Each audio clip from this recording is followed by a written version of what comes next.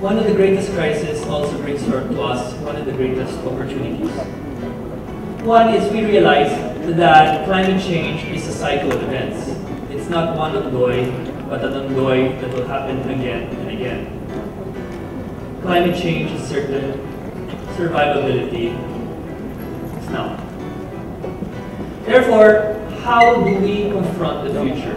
In areas that are rural, the places where people go in times of storms are classrooms. And when the classroom collapses, this is when the casualty rate increases. Today, we are what we call a design and build competition. That means the winner gets to actually build the design. And so what we try to do is get the best architects and best minds around the world and solve something that perennially happens and come up with something that hopefully stops the problem ahead of time.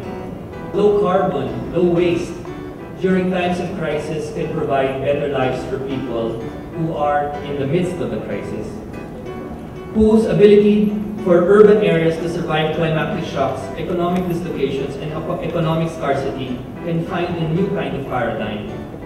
This is not a new idea. It's really just called self-reliance, especially when we're not sure when the next aid money will come or if even aid money will come to us. Today, we are starting this new paradigm.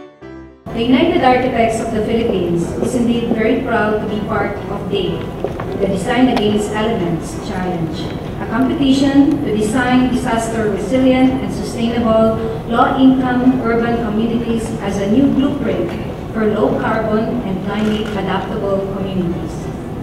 This initiative, which followed the success of the Millennium Schools Design Competition and the Bahay Pinoy Design Competition, will mark another milestone for this organization, being the integrated and accredited professional organization for architects in the Philippines.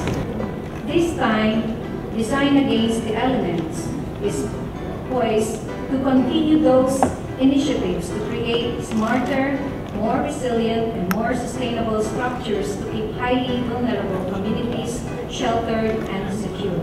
We at UAP believe that green is the future.